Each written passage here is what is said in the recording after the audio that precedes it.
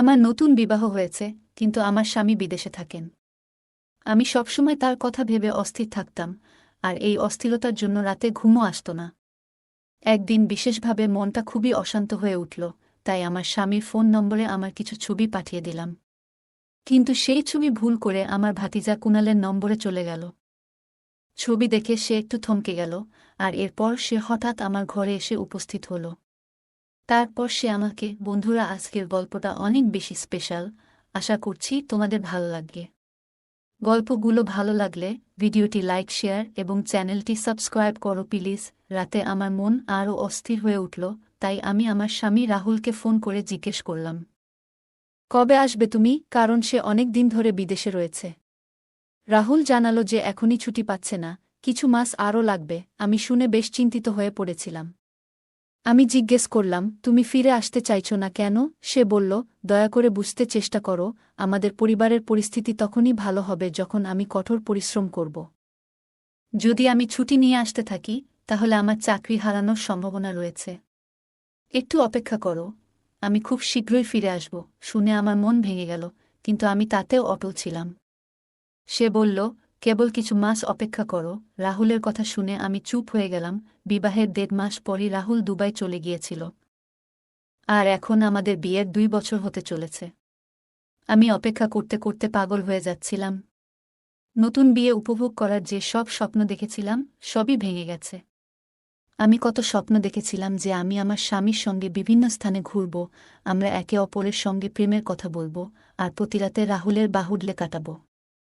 কিন্তু সব স্বপ্ন কাচের মতো ভেঙে চুরমার হয়ে গেছে। রাহুলও তার হতাশার কথা বলত, সবসময় বলত যে সে আর থাকতে পারছে না এবং খুব শীঘ্রই বাড়ি ফিরে আসবে। তখন আমার মনে আশা জেগে উঠত যে খুব শীঘ্রই রাহুল ফিরে আসবে। কিন্তু অপেক্ষা করতে করতে ২ বছর পার হয়ে গেল এবং রাহুল এখনও ফিরে আসেনি। সে প্রতিবার নতুন নতুন অজুহাত দেখাতে লাগল। সে আমাকে সান্ত্বনা দিতে চেষ্টা করত, বলত, পূজা, বুঝতে চেষ্টা করো। তোমার থেকে এবং পরিবারের সবার থেকে দূরে থাকা আমার জন্য সহজ নয়। কিন্তু যারা বিদেশে থাকে তাদের জন্য আয় রোজগার করাটা সহজ কাজ নয়। যদি ছুটি না পাই, তাহলে কিভাবে আসব? বিয়ের পর থেকেই রাহুলের থেকে দূরে থাকছি। কঠিন হলেও নিজেকে বুঝিয়ে সময় কাটাচ্ছিলাম। কিন্তু যত দিন যাচ্ছিল, আমার জন্য স্বামীর অনুপস্থিতিতে থাকা আরও কষ্টকর হয়ে উঠছিল। আমার সমস্ত আবেগই রাহুলের জন্য ছিল, আর বিবাহের সেই অল্প কিছু সময়ে যে ভালোবাসা সে আমাকে দিয়েছিল, তাতে আমি যেন তার প্রেমে একেবারে মগ্ন হয়ে পড়েছিলাম। ওর ছাড়া এক মুহূর্তও কাটানো আমার পক্ষে কল্পনা করা কঠিন হয়ে পড়েছিল। কিন্তু রাহুল বিয়ের ১.৫ মাস পরেই বলল, আমি দ্রুত ফিরে আসব। আমরা একসঙ্গে নতুন একটি জায়গায় থাকব। কিন্তু বিয়ের পর মাত্র ১.৫ মাস একসঙ্গে থাকার পর থেকেই আমি একা। এখন এমন মনে হয় যেন আমি এখনও অবিবাহিত। আমার স্বামীও দূরে বসে আমার জন্য মন খারাপ করত, কিন্তু তার এই মন খারাপের বা আমার যত্ন নেওয়ার কি লাভ, যদি সে আমার কাছে না থাকে? সে বলত, তোমার ছবি পাঠিও, তোমাকে দেখলে আমার ক্লান্তি দূর হয়। কখনো ভিডিও কল করলে আমি রাহুলকে দেখে কেঁদে ফেলতাম। তখন সে আমাকে সান্ত্বনা দিত। রাহুল আমাকে আশ্বস্ত করত, বলত, আমি চেষ্টা করছি, যদি আগামী সপ্তাহের মধ্যে ছুটি পাই, তাহলে বাড়ি আসব। তুমি অতিরিক্ত চিন্তা করো না। কিন্তু প্রতিবার সে আমাকে নতুন আশার বাণী দিয়ে শেষমেশ জানাত, ছুটি পায়নি।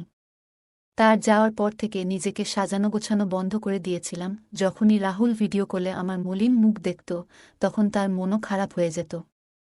সে বলত, নিজেকে একটু সুন্দর করে সাজাও, নতুন ছবি তুলে আমার কাছে পাঠাও। তার অনুরোধে নিজেকে আবার একটু সাজাতে শুরু করলাম। ভালো ভালো ছবি তুলে রাহুলের কাছে পাঠাতাম। আমার ছবি দেখে রাহুল মুগ্ধ হয়ে যেত, প্রশংসা করত, আর আমি লজ্জায় রাঙা হয়ে উঠতাম। আমি সবসময় প্রশংসা শুনতে পছন্দ করতাম, আর আমার মধ্যে সৌন্দর্যের কিছুটা অহংকারও ছিল। ছোটবেলা থেকেই নিজেকে নিয়ে প্রশংসা শুনতে ভালো লাগত।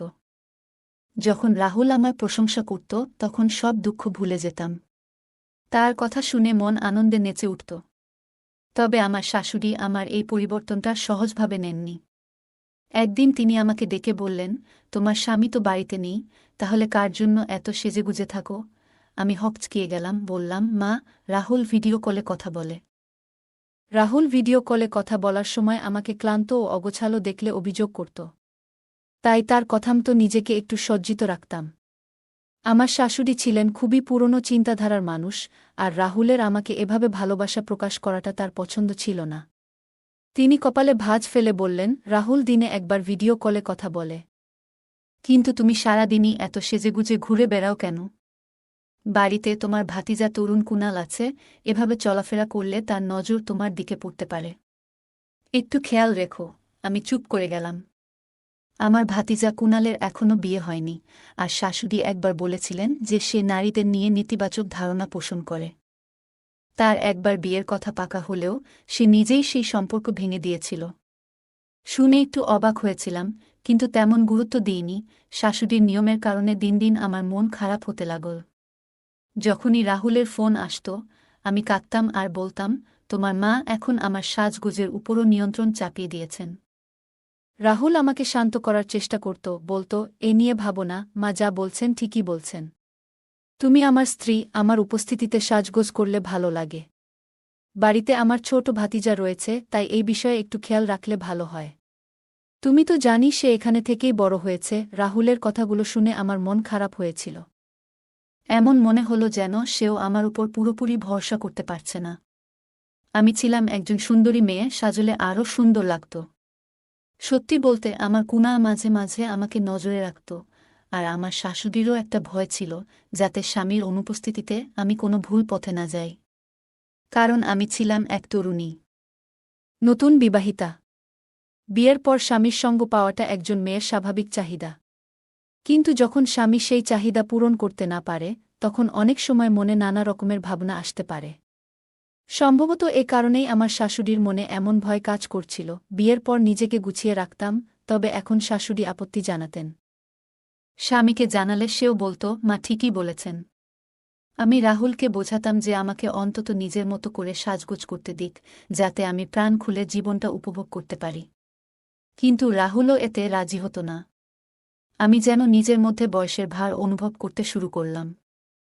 মনে হতে লাগল শাশুড়ি অয়থাই আমার উপর এত নিয়ন্ত্রণ আরোপ করছেন, বিশেষত যখন আমার কুনালের এমন কিছুতেই আগ্রহ নেই। আমার ভাতিজা কুনাল একবার বিবাহ হলেও বিয়ের আগেই সেই সম্পর্ক ভেঙে দিয়েছিল। শাশুড়ি বলেছিলেন মেয়েটি ছিল খুবই সুন্দরী, কিন্তু আমার কুনাল কেন জানি না তার সঙ্গে সম্পর্ক চালিয়ে যেতে পারেনি। সে ছিল শান্ত স্বভাবের, নিজের মতো থাকত। প্রতিদিন সকালে বাড়ি থেকে বের হতো আর রাতে ফিরে নিজের ঘরেই থাকত। প্রয়োজন ছাড়া তেমন কথা বলত না, ঘর থেকে বের হয়ে সময়ও কাটাত না। এখন আমারও মনে হতে লাগল, হয়তো ওর কোনো ব্যক্তিগত শারীরিক সীমাবদ্ধতা রয়েছে, যার জন্য সে আর বিয়ে করার চেষ্টা করেনি। হয়তো এটাই ভালো, যাতে আরেকটি মেয়ের জীবন ক্ষতিগ্রস্ত না হয়। আমি কিছুতেই পরিস্থিতি মেনে নিতে পারছিলাম না, বারবার রাহুলকে ফিরে আসতে অনুরোধ করতাম।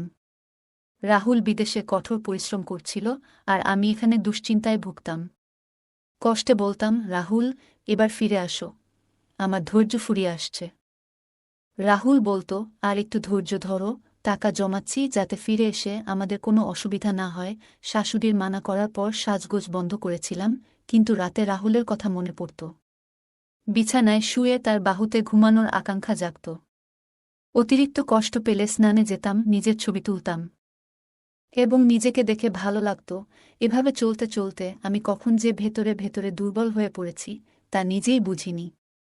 এখন বেশিরভাগ সময় একা থাকলে নিজেকে ব্যস্ত রাখার জন্য নানাভাবে ছবি তুলতাম। আস্তে আস্তে এই অভ্যাসটা এমন পর্যায়ে পৌঁছে গিয়েছিল যে আমার পক্ষে এটি নিয়ন্ত্রণ করা কঠিন হয়ে পড়ছিল। একদিন আবেগের মুহূর্তে এমন কিছু করে ফেললাম, যা সাধারণত কেউ সহজে করেন না। মনে হচ্ছিল রাহুল আমার সৌন্দর্যকে মুগ্ধ হয়ে দেখুক, এই আকাঙ্ক্ষাই আমাকে বিচলিত করছিল। নিজের সিদ্ধান্তগুলো নিয়ে ভাবার সময় পাইনি, আর এই ছোট্ট পদক্ষেপেই আমার জীবনে বড় পরিবর্তন আসতে শুরু করল। আমার শাশুড়ি সবসময় আমার দিকে কৌতূহলভরা নজরে তাকিয়ে থাকতেন। বেশিরভাগ সময় আমি নিজ ঘরে কিংবা একা থাকলে তার চোখে কিছুটা সন্দেহ ফুটে উঠত। মাঝে মাঝে তিনি কিছু প্রশ্ন করতেন, আর মুখের অভিব্যক্তিতে যেন মনের ভাব প্রকাশ পেত। একদিন হঠাৎ আমার মোবাইল নষ্ট হয়ে গেল, আর আমি খুবই চিন্তায় পড়ে গেলাম। ছবি তোলার যে নতুন শখ আমার মধ্যে জন্মেছিল, সেটা যেন আমার নিত্যদিনের সঙ্গী হয়ে গিয়েছিল। মোবাইল ঠিক করানোর জন্য দোকানে দিতে হতো, আর তাতে আমার কিছু ব্যক্তিগত ছবি ছিল। যদি কেউ দেখে ফেলত, তাহলে বড় বিপদে পড়তে হতো। রাহুল একদিন শাশুড়ির ফোনে কল করেছিল, আর সেই সুযোগে আমি মোবাইল নষ্ট হয়ে যাওয়ার বিশ্বাসটা জানালাম। রাহুল বলল, কোনো চিন্তা করো না, তোমার মোবাইলটা কুণালকে দিয়ে দাও, সে তো তার বন্ধুর দোকান থেকে ঠিক করিয়ে আনতে পারবে। তার কথায় আমি একটু স্বস্তি পেলাম, কারণ আমার কুণাল এমন কেউ ছিল না যে আমার ব্যক্তিগত ব্যাপারে ঢু মারবে। সকালে আমি মোবাইলটা কুণালকে দিলাম, আর বিকেলে সে সেটা ঠিক করিয়ে নিয়ে এলো। যখন মোবাইল আনতে তার ঘরে গেলাম, তখন শাশুড়ি আমাকে তার ঘর থেকে বেরোতে দেখে ফেললেন। তারপরই আমাকে ডেকে প্রশ্ন করলেন, কেন আমি কুণালের ঘরে গিয়েছিলাম। আমি ব্যাখ্যা করলাম, মা, আমার মোবাইল নষ্ট হয়েছিল, সেটাই ঠিক করানোর জন্য তাকে দিয়েছিলাম। কিন্তু আমার কথায় তিনি সন্তুষ্ট হলেন না। এরপর তিনি এমন কথা বললেন যা আমাকে চিন্তায় ফেলে দিল। তিনি বললেন, তুমি যেন অদ্ভুত সব কাজ করছো আজকাল। কখনো সাজুগুজু করে বাইরে চলে আসছ, আবার কখনো নিজের ঘরে দরজা বন্ধ করে রাখছ, আর বাথরুমে ঢুকলে অনেক দেরি করো। আমি বেশিরভাগ সময় বাথরুমে কাটালে শাশুড়ি খেয়াল করতেন এবং আমাকে নিয়ে নানা মন্তব্য করতেন। আমি অবাক হয়ে তার দিকে তাকিয়ে ভাবতাম, কেন তিনি এত ছোটখাটো ব্যাপারেও আমার উপর নজর রাখছেন। মনে মনে চিন্তা করতাম, তার আসল সমস্যা কি। আমার কোনো কাজই যেন তার কাছে সহ্য হয় না। তবে সত্যি বলতে তিনি জীবন সম্পর্কে অনেক কিছু জানতেন এবং অভিজ্ঞতাসম্পন্ন একজন ছিলেন। তিনি বুঝতে পারছিলেন যে আমার মধ্যে পরিবর্তন আসছে এবং হয়তো ভাবছিলেন আমি আমার স্বামীর অনুপস্থিতিতে যেন বিভ্রান্ত হয়ে না যাই। এরপর আমি তার কথাগুলো পাত্তা না দেওয়া শুরু করলাম। প্রতিদিন রাতে শাশুড়ি ঘুমানোর আগে এক গ্লাস দুধ পান করতেন। একদিন তাকে দুধ দিতে তার ঘরের দিকে যাচ্ছিলাম। দরজার কাছে পৌঁছে হঠাৎ ভেতরে কথা শোনা গেল এবং অবাক হয়ে শুনলাম যে আমার নামও আলোচনা হচ্ছিল। আমি চুপ করে দরজার বাইরে দাঁড়িয়ে থাকলাম। ভেতরে শাশুড়ি আর কুণাল দরজা বন্ধ করে গোপনে কথা বলছিলেন, আর তাদের কথাগুলো শুনে আমি স্তব্ধ হয়ে গেলাম। মনে হচ্ছিল তাদের কথাগুলো ভীষণ বিস্ময়কর ও অপ্রত্যাশিত ছিল। কিছুক্ষণের জন্য আমার ইচ্ছে হলো ভেতরে ঢুকে কথা বলি, তবে মিথ্যে ঝামেলা বাড়াতে চাইনি। আমি খুব চিন্তিত হয়ে নিজের ঘরে এসে মাথা ধরে বসে পড়লাম। এইসব ভাবতে ভাবতেই পাগল হয়ে যাচ্ছিলাম। আমি সবসময় আমার কুণালকে সোজাসাপটা একজন মানুষ মনে করতাম, কিন্তু আমি জানতাম না তার মধ্যে এমন কিছু ভাবনা থাকতে পারে। লজ্জায় আমার অবস্থা খারাপ হয়ে যাচ্ছিল, স্বামীকে এসব জানাতে লজ্জা লাগছিল, রাতটা পুরোপুরি টেনশনে কেটেছিল। ঘুম না আসায় মোবাইলটা হাতে নিয়ে নিজের একটা ছবি দেখতে লাগলাম। মনে হঠাৎ খেয়াল এলো, এই ছবিটা আমার স্বামীকে পাঠাই। পরের মুহূর্তেই একটা সুন্দর আমার স্বামী রাহুলের নম্বরে পাঠিয়ে দিলাম। কিন্তু পরক্ষণেই বুক ধক করে উঠল, কারণ ভুলবশত ছবিটা আমার ভাতিজা কুণালের নম্বরে পাঠিয়ে ফেলেছিলাম। সময় দেখলাম রাত তখন 2টা। ভাবলাম, এই সময় নিশ্চয়ই আমার কুণাল ঘুমিয়ে আছে। কিন্তু সকাল পর্যন্ত অপেক্ষা করতে পারব না। যদি সে জেগে ওঠে আর ছবিটা দেখে ফেলে, তবে তার সামনে চোখ তুলতে পারব না। ছবি এমন কিছু ছিল না যা অন্য কেউ দেখলে ভালো লাগত। আমার কিছুই বুঝে উঠতে পারছিলাম না কি করব। ঘরে পায়চারি করতে লাগলাম, চিন্তা করতে করতে মাথা কাজ করা বন্ধ করে দিচ্ছিল। আমার মনে তখন একটাই ভয়, যদি সেই ছবিটা আমার কুণালের ফোনে থেকে যায়, তবে একেবারে অপ্রস্তুত পরিস্থিতি তৈরি হবে। যদিও নিজের ফোন থেকে আমি ছবিটা ডিলিট করে দিয়েছিলাম, কিন্তু এই প্রযুক্তির যুগে ডিলিট করা ছবি আবারও দেখা যেতে পারে। ভাবলাম, কুণালের ঘরে গিয়ে সরাসরি তার ফোন থেকে ছবিটা মুছে ফেলা যায় কিনা। তবে এমন কিছু করলে হয়তো সে আমাকে ভুলভাবে দেখবে। তবু সাহস করে ঘর থেকে বাইরে তাকালাম। পুরো বাড়িতে তখন এক অদ্ভুত নিস্তব্ধতা। সবাই নিজ নিজ ঘরে নিশ্চিন্তে ঘুমিয়ে আছে, আর আমার মন পুরোপুরি অশান্ত। কুণালের ফোন থেকে ছবি ডিলিট না করা পর্যন্ত যেন মনে শান্তি পাচ্ছিলাম না। অবশেষে ধীরে ধীরে পায়ে হেঁটে কুণালের ঘরের দিকে এগোলাম। বুকটা ভয় আর উৎকণ্ঠায় জোরে জোরে ধুকপুক করছিল। যদি শাশুড়ি বা শ্বশুর আমাকে এভাবে দেখে ফেলে, তাহলে সন্দেহ করবে। নিঃশব্দে পা ফেলে কুণালের ঘরের দরজার কাছে পৌঁছলাম। ঘরটা ছিল অন্ধকার। কুণাল নিশ্চিন্তে বিছানায় ঘুমিয়ে আছে। আমি আস্তে আস্তে পায়ের শব্দ না করে বিছানার পাশে গিয়ে দাঁড়ালাম। ভাগ্যক্রমে তার মোবাইলটা হাতের কাছে ছিল। হাতে নিয়ে দেখলাম ফোনে ফিঙ্গারপ্রিন্ট লক দেওয়া। তখন হঠাৎ কুণালের দিকে তাকিয়ে কি করব তা ভেবে অবাক হয়ে দাঁড়িয়ে রইলাম। আমি ভেবেছিলাম একটু চেষ্টা করলে হয়তো কুণালের ফোনের লকটা খুলতে পারব। গভীর ঘুমে থাকা কুণালের আঙুলটা ফোনের স্ক্রিনে লাগাতেই সঙ্গে সঙ্গে লক খুলে গেল। দ্রুত ছবি মুছে ফেলার জন্য ফোনের গ্যালারি খুললাম। কিন্তু গ্যালারি খুলতেই আমার মাথায় যেন বজ্রপাত হল। কারণ সেখানে শুধু ওই একটি ছবি নয়, আরও অনেকগুলো ছবি এবং ভিডিও ছিল যা দেখে আমি হতবাক হয়ে গেলাম। এসব ছবিগুলো এমন ছিল যা আমি ব্যক্তিগত সময়েই তুলেছিলাম, যেগুলো কেউ দেখবে বলে কখনো ভাবতেও পারতাম না।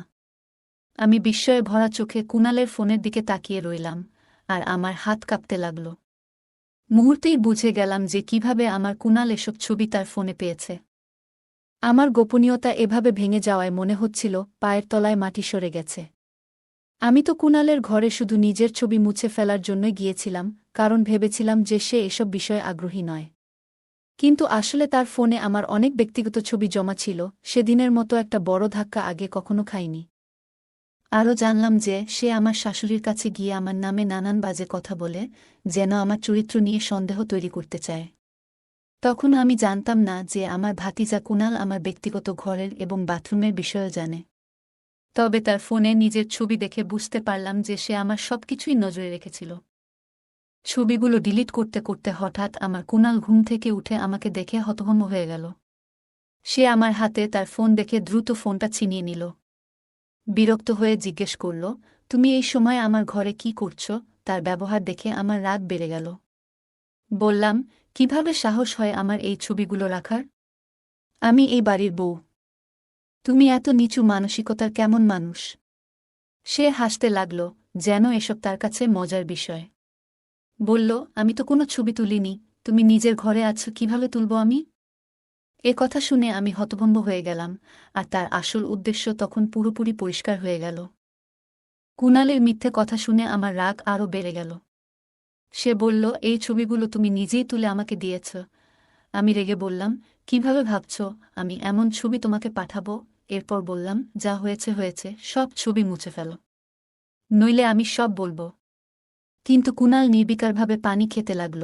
তার এই আচরণে আমার রাগ আরও বাড়ল। আমি জোর দিয়ে বললাম, এখনই আমার সামনে সব ছবি ডিলিট করো। কিন্তু কুণাল বলল, এই ছবিগুলো মুছব না। তোমার স্বামীকে সব বলবো যে তুমি বিশ্বস্ত নও। সে আমাকে ভয় দেখিয়ে বসে রইল। আমি পাল্টা বললাম, আমার স্বামী সব জানে, এই ছবিগুলো আমি নিজের জন্য তুলেছিলাম। কুণাল মুচকি হেসে বলল, তবে এই ছবিগুলো আমার কাছে এলো কিভাবে? সে দেখালো, যখন আমার ফোন ঠিক করছিল তখন ছবিগুলো পেয়েছে।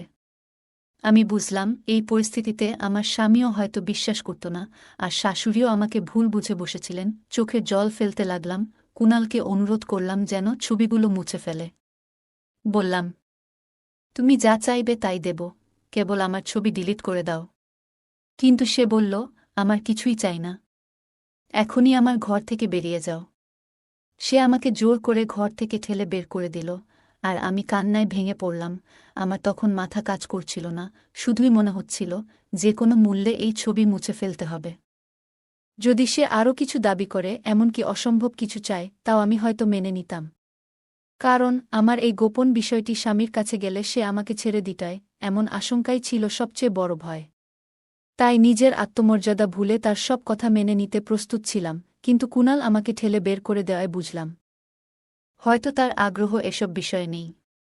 সত্যি যদি থাকত, তবে এই সুযোগটা সে হাতছাড়া করত না। আমি ঘরে ফিরে কান্নায় ভেঙে পড়লাম। অনেকবার চেষ্টা করেছি যে কুণালের ফোন থেকে ছবিগুলো মুছে দিই, কিন্তু সে আমাকে সেই সুযোগটাই দেয়নি। সারাক্ষণ তার আশেপাশে ঘোরাঘুরি করে অনুরোধ করেছি ছবিগুলো ডিলিট করার জন্য, কিন্তু প্রতিবারই সে অস্বীকার করত এবং রাগের সঙ্গে আমাকে ঘর থেকে বের করে দিত।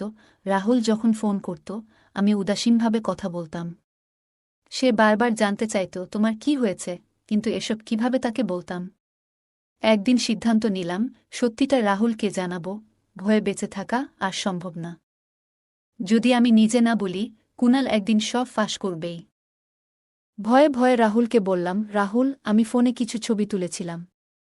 রাহুল হেসে বলল, তাতে কি হয়েছে? আমি বললাম, ছবিগুলো একটু অন্যরকম ছিল, বাথরুমে তুলেছিলাম। রাহুল চমকে উঠে বলল, এগুলো ডিলিট করো, এমন ছবি সম্মানজনক নয়। মোবাইল হারালে বা ফাঁস হলে কিভাবে মুখ দেখাব? রাহুল আমাকে বকছিল, কিন্তু পুরো সত্য তখনও বলিনি। নিজেকে দোষারোপ করলাম, ইস, কেন এমন করলাম? না করলে আজ এতটা বিপদে পড়তে হতো না। আমি বারবার কুণালকে অনুরোধ করতে থাকলাম যেন সে আমার ছবিগুলো মুছে ফেলে। তাকে কথা দিলাম যে এরপর আর এমন ভুল কিছু করব না। কিন্তু তখন সে এমন কিছু বলল যে আমি বাকরুদ্ধ হয়ে তার দিকে তাকিয়ে রইলাম। তার আসল উদ্দেশ্য বুঝে আমার ভেতরটা শিউরে উঠল। কুণালের আশেপাশে ঘোরাঘুরি করতে দেখে শাশুড়ির সন্দেহ বাড়ল। একদিন সে বলল, বৌমা, কেন বারবার কুণালের ঘরে যাচ্ছ? আমাদের পরিবারে এসব মানায় না। তার প্রশ্নে আমি ঘাবড়ে গিয়ে তাড়াহুড়ো করে বললাম, মোবাইল নষ্ট হয়েছিল তাই ঠিক করাচ্ছি। কিন্তু শাশুড়ি বিশ্বাস করল না, বলল, আমি রাহুলকে শিগগিরই ফিরিয়ে আনব। তোমার আচরণ আমাদের পরিবেশ নষ্ট করছে। শাশুড়ির সন্দেহে আমি লজ্জিত হয়ে পড়লাম। 1 মাস এভাবে কাটল। কুণাল প্রায় আমাকে ডেকে নিজের মতো চলতে বাধ্য করত, আর আমি কান্নাভেজা চোখে তার ঘর থেকে বের হতাম। তাকে বারবার মুক্তি দিতে অনুরোধ করেও কোনো লাভ হয়নি। শাশুড়ির সন্দেহ ক্রমশ বাড়ছিল। অবশেষে 1 মাস পর রাহুল দেশে ফিরল। তাকে দেখে স্বস্তির বদলে এক অজানা আতঙ্কে পাথর হয়ে গেলাম। আমি ভেতরে ভেতরে ভয়ে সাদা হয়ে গিয়েছিলাম। রাহুল যখন আমাকে ছেড়ে গিয়েছিল তখন আমি একেবারে অন্যরকম ছিলাম। এখন এই অপরাধবোধের ভারে নিজেই যেন হারিয়ে যাচ্ছিলাম। ভাবছিলাম, সত্যটা যদি রাহুল জানতে পারে তবে হয়তো আমাকে ত্যাগ করবে। আমি কষ্টে নিজেকে সামলে সামান্য হাসি মুখে এনেছিলাম, কিন্তু ভেতরে আমার মন ক্রমাগত কাঁদছিল। যদি পুরনো দিনের মতো ভালো থাকতাম, তবে আজ তার ফেরার দিনে আমিও আনন্দে ভরে উঠতাম। রাহুল অনেক উপহার নিয়ে ফিরল আর বলল, তোমার থেকে দূরে থাকাও আমার জন্য কঠিন ছিল, কিন্তু আমাদের ভবিষ্যতের জন্য কাজ করছিলাম। তার কথা শুনে আমার লজ্জায় চোখ ভিজে গেল। রাহুল অবাক হয়ে বলল, কাঁদছ কেন? আমি বললাম, এগুলো আনন্দের কান্না। রাহুলের ফেরার পরও ভেতরে অপরাধবোধ তাড়িয়ে বেড়াচ্ছিল। একা পেলে কুণালকে মিনতি করতাম, আমাকে ছেড়ে দাও, আমার ভুল হয়েছে, আমি অনুতপ্ত। কিন্তু কুণাল নিষ্ঠুরভাবে বলল, ঠিক সময় মতো সব রাহুলকে চাচাকে বলব। যদি ক্ষমা করে তাহলে দূরে সরে যাব, কিন্তু না হলে কখনো ক্ষমা করতাম না। তার এই কথায় আমি ভেঙে পড়লাম। সে আমার দুর্বলতার সুযোগ নিচ্ছিল এবং ব্ল্যাকমেল করে চলছিল। আমার ভুল বুঝে কুণালকে ছবিগুলো মুছে ফেলতে বলেছিলাম, কিন্তু সে রেগে গিয়ে বলল, আমি রাহুলকে তোমার সব কাজ দেখাব। তুমি তার বিশ্বাসের সঙ্গে খেলেছ। আমি কাঁদতে কাঁদতে তাকে অনুরোধ করলেও সে অবজ্ঞাসূচকভাবে বলল, তুমি সব সীমা পার করে ফেলেছ। তুমি একজন বিশ্বাসঘাতক। তোমার মতো কাউকে আমি স্পর্শ করতে চাই না। সে আরও জানায়, তার আগের বাগদত্তাও অনৈতিক সম্পর্কের জন্য তাকে ছেড়ে যায়, যা তাকে নারীদের প্রতি ঘৃণা করতে শিখিয়েছে। কুণাল বলল, আমার ভাই দূরে কষ্ট করছে, আর তুমি তার সম্মান নষ্ট করছ। একদিন বাড়িতে শুধু আমি, রাহুল আর কুণাল ছিলাম। সেই সুযোগে কুণাল রাহুলের সামনে আমার কিছু ব্যক্তিগত ব্যাপার প্রকাশ করল। সে আমার কিছু পুরনো অনলাইন পোস্টের স্ক্রিনশট দেখাল, যা দেখে রাহুলের মনে সন্দেহ ও আস্থাহীনতা তৈরি হয়। রাহুল খুব কষ্ট পেয়ে আমাকে বাড়ি থেকে বের করে দিল, মায়ের বাড়িতে ফিরে আমার নিজের ভুলের কারণে সংসার হারানোর যন্ত্রণা অনুভব করলাম। হতাশায় একদিন নিজেকে আঘাত করার চেষ্টা করেছিলাম, তবে ভাগ্যক্রমে বেঁচে যাই।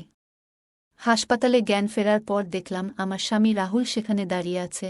রাহুল জানালো যে সে আমাকে আরেকটি সুযোগ দিতে চায়, তবে এটিই হবে আমার শেষ সুযোগ। বাড়ি ফিরে আমি নতুনভাবে জীবন শুরু করার সিদ্ধান্ত নিলাম।